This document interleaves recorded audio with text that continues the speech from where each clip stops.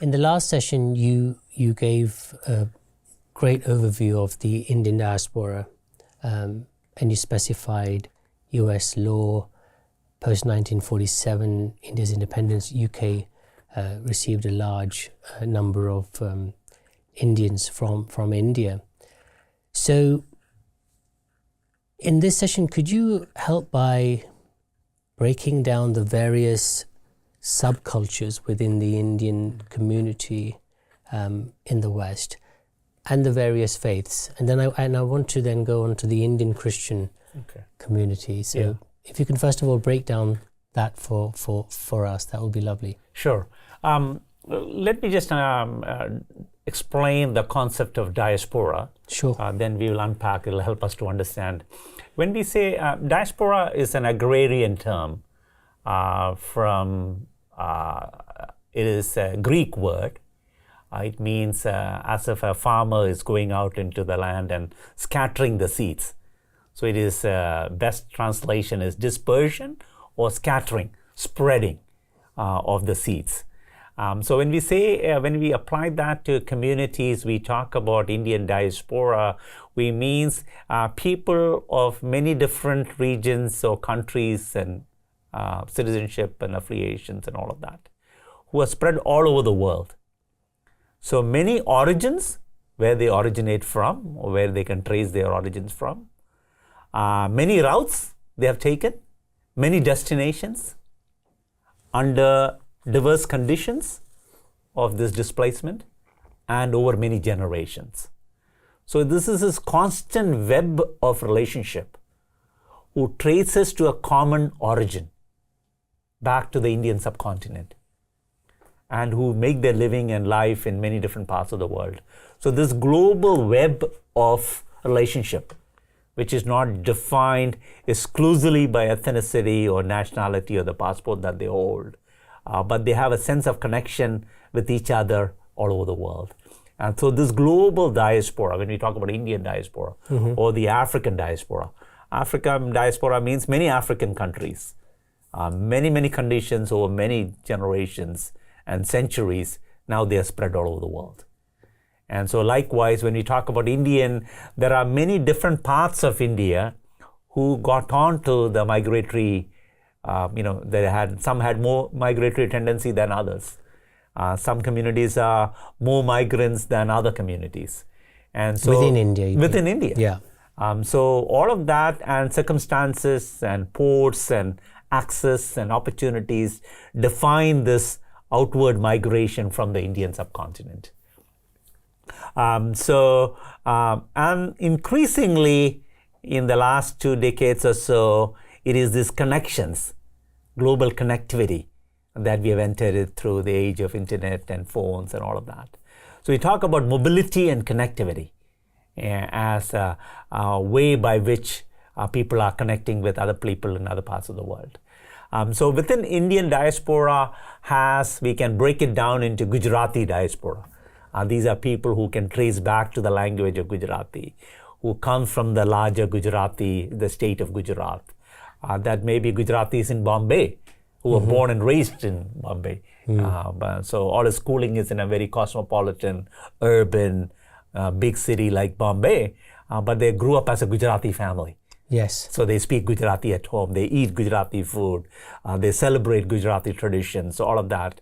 But Bombay being a port city, the ships were plying and they were traders and business people, and so they also explored opportunities beyond the city and beyond the state and the country. And so similarly, people like Kerala has one of the highest per capita migratory community. So what we call as a Malayali diaspora or Kerala diaspora. Malayali speaking. That's the state in the southwest of India. That's where I trace back my roots to and my parents come from. And so their Kerala people are all over the world. And sometimes they joke around saying that if you land on the moon, you'll find a Malayali chai kada. In the sense there is a Indian Kerala tea shop on the moon. they're so widespread because they are literally everywhere. Right. Much like Gujaratis and Punjabis, that's the other major community. Sindhis as well, I'd say. Sindhis is very spread all over the world. So there's a Sindhi diaspora. There's a Tamil diaspora. I'm currently editing a book. You're saying one of the subsections is by state. By state, by language. By language. And as a result, by language. By language. Right. Because Indian statehood India was divided into states by virtue of language. And in 1947, when India becomes independent, by major languages in a region. I mean, India has some 1,600 languages. Yes. But the dominant languages, they created officially 15 languages, and all major languages, they carved out a state. And associated or related languages were clubbed together with one dominant language in every Interestingly, it's one of the largest English-speaking languages. Yep. Nation in the world. That is the legacy of the British colonial rule. Which also then helps ease migration. Ease of migration, yes. Language is an important element. But most Indians are multilingual. They speak 2-3 languages. Yeah. And so, it's not that they just only know English. Right. And, because of some of the best education in India was available at English medium schools. Yeah. Learning English means upward mobility. Yes. Better opportunity because colleges, professional fields, the law, the constitution was written in English. The trade language was English.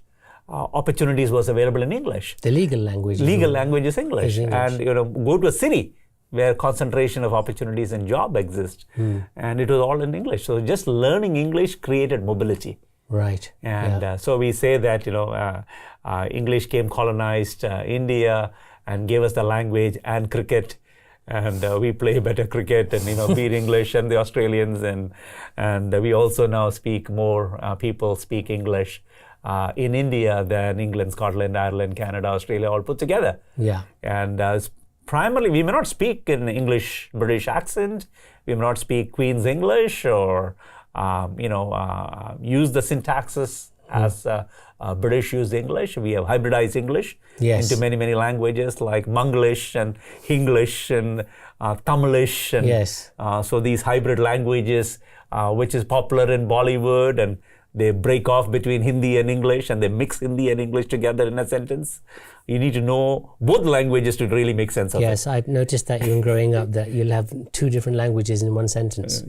Or even certain words are not applicable to the Hindi language. Yeah. Like you'd say railway station within a Hindi sentence. So one subsection is by state. Let's look at the UK, for example.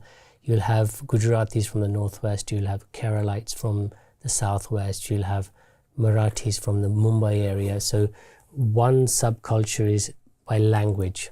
Yeah. What's the other subculture? The other is also by virtue of profession and education and who came to America. So there is an educated class, there's a business caste. So Sindhis and Gujaratis were traders and business people. So the business links they brought. This is America you're talking about?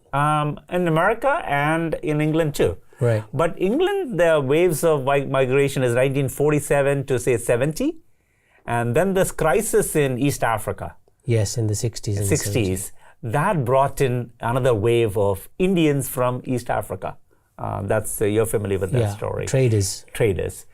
They're also in the Caribbean, Indians from Caribbean started coming here. But 70s also the healthcare, nurses and doctors started coming. So different professions. Yes. Different levels of the socio-economic ladder.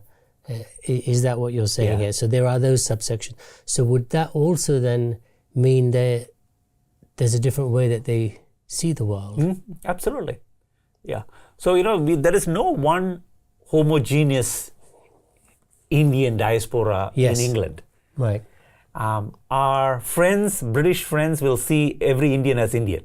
Right. Understandably so. Understandably. That's how it'll be. I mean, we'll see all Europeans as one. Yeah. It is not. Yeah. Because Europe, there are so many different kinds of languages, culture, history, so diverse. So is Indian. So in India you say, oh, he's from Europe. What does that mean? Yeah, exactly. He's a Westerner. Yeah. Even broader category called Westerner. Westerner. Yeah. What does that mean? What does that mean? So or a Caucasian. In the Indians you've got, it's not as you say, just singular in that sense. There are So it has various. So one state and language is one defining characteristics. One is social. The other is socioeconomic and professions that they have. So nurses and doctors who came. So they have a set of profile. They are associated with NHS. Many of them happen to be Christians, and they have gravitated towards establishing their churches, establishing their communities. So the Punjabis created their Gurudwara. They created their own community around their faith and the language and the culture. Which is another subculture then, right? Another subculture by religion. You can be Indian and still be Muslim. You can be Indian, be Hindu. Be Indian, be Jain. Be Indian, be Buddhist. Be Indian, be Parsi, Zoroastrian. Or Sikh. Yeah. For that so, matter. That's when, I remember when I first came to America some 32 years ago, and they said, you have a English name, American Western name. I said, it is a biblical name. Samuel is a biblical name. And he said, so you're a Christian? I said, yeah, because they thought every Indian is Hindu. You can be Indian and be Christian. So my Caucasian colleague couldn't make sense of it. Right. How do I have a name like Sam George? Yeah.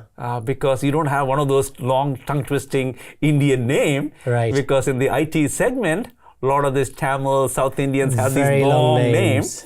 So they thought that I have shortened my name. Right. My name is some, it's an abbreviation. Or something. That is very common in America. And so I said, no, that is my given name, and that's all I have. It's fascinating, isn't it, that we in the West often assume Christianity is started off more. We understand it started off in the Middle East, but what we forget is that it was established in India many centuries before it even came to Europe. And then obviously the Portuguese in the 1600s, and then obviously the British in the 18th century. But the culture is also very similar to, Indian culture is similar to biblical culture. So you're right, you see different, not just professions sticking together, but then you have obviously the different Indian faiths sticking together. Also. So the migratory patterns, when you go to a foreign land, you find certain commonalities, and you tend to gravitate together, like the birds of the like feather flock together. So that tendency exists. When you are othered in a foreign land, when you are a minority, you gain strength by hanging out together.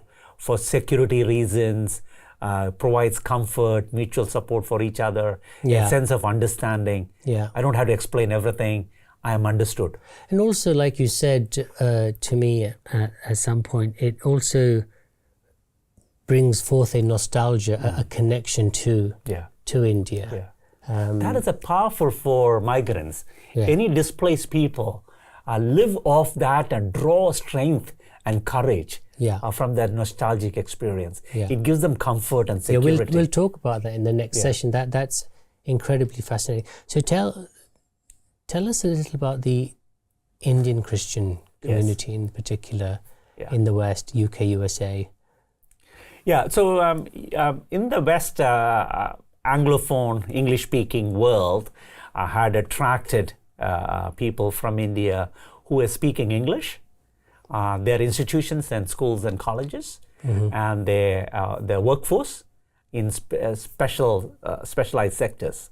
So one of them was healthcare.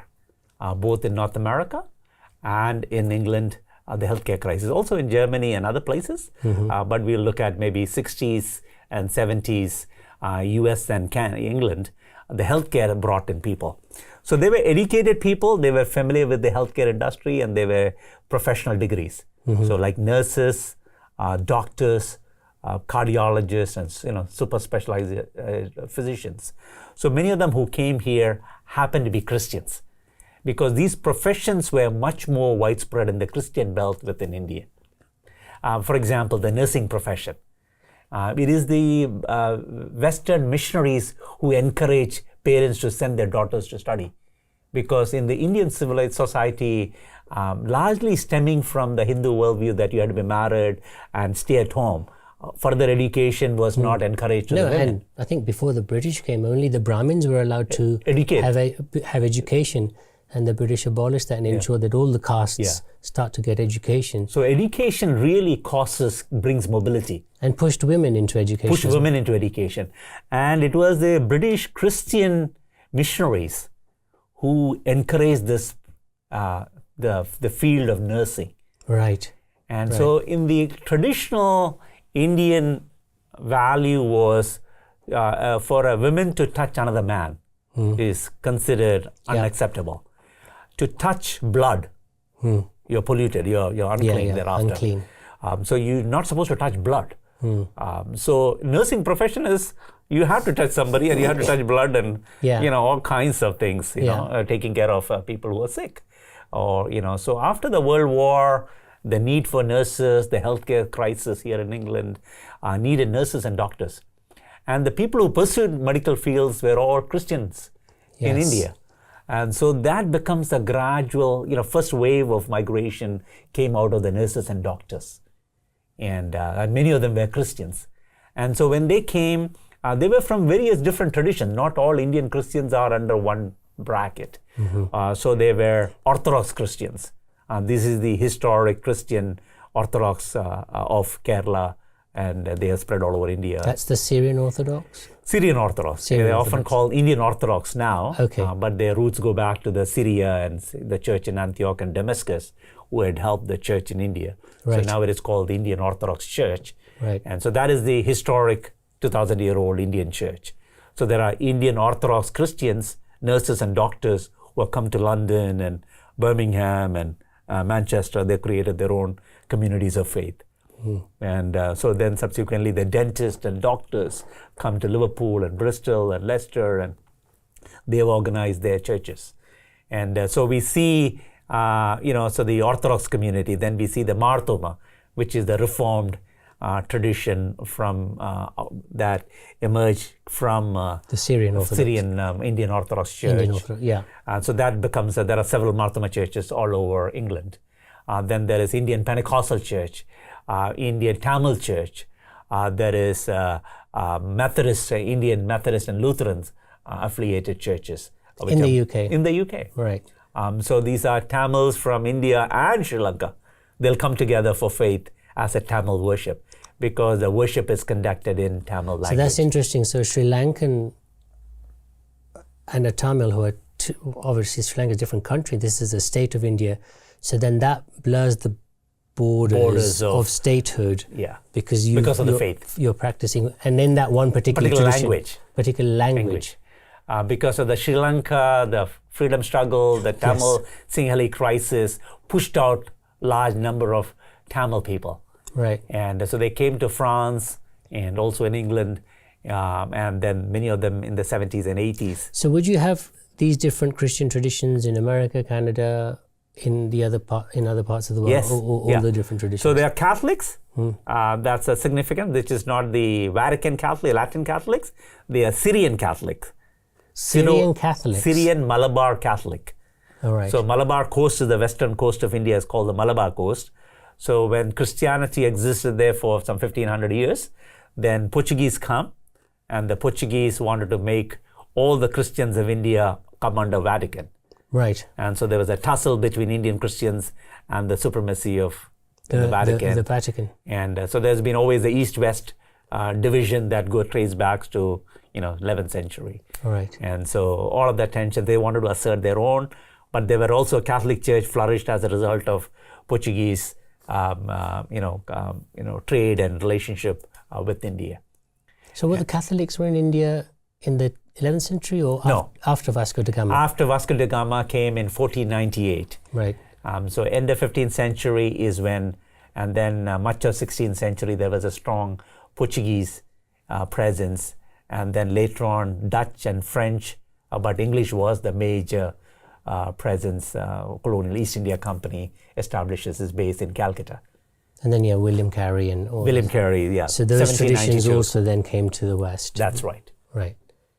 So many of the hospitals and educated people, professionals, Christians who migrated westward, just looking for opportunity and livelihood, they established themselves and they established their faith.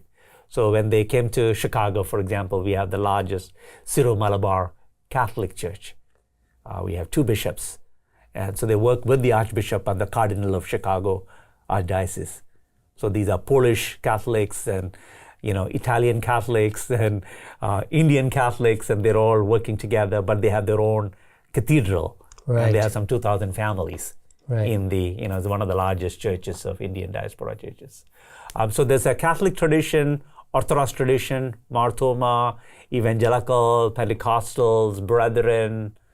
So there are maybe a dozen or so dominant denomination and traditions and doctrines. And what's the population of Indian Christians in the U.S.? U.S., we just crossed 1 million. 1 million. The overall population is around 5 million. Right. So we just crossed 5 million last year. Mm-hmm. But 5 million is also the most educated and wealthiest minority group in America. By virtue of education, they came into sectors of the industries that are high paying, and they're also like technology and finance and business. And they're also double income, 2 income households. Both husband and wife are educated in professional fields. So they are 2 double income households, high income generating professional fields, and they worked very hard and climbed.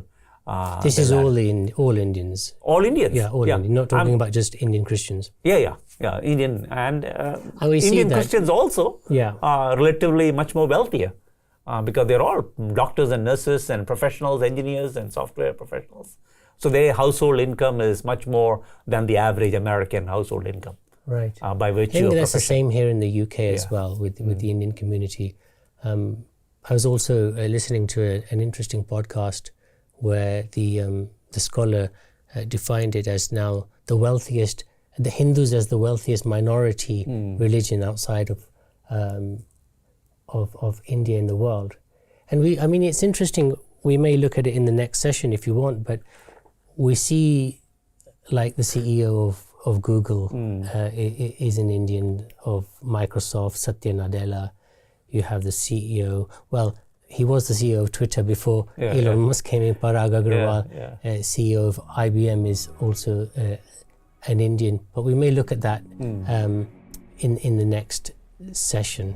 Hey, what's going on, everyone? Alonzo here from the ACA, the Oxford Center for Christian Apologetics. Behind me, I have a bunch of our team. We are making some content right now. Hey, we can only do this sort of work because of generous people like yourselves. You like things, you subscribe, you share, you follow, and you prayerfully and financially support us. We literally could not do this without you. So we just all wanted to say thank you. Thank you for making this all possible to reach people with the good news of Jesus. Now, if you want to see more of this, you can check out our website, theoka.org. We are putting new content up there all the time. We try to mix it up and do really cool things, but we just wanted to say thank you so much. Go to the website for more fresh, new content, and we'll see you next time. Thank you again. Peace.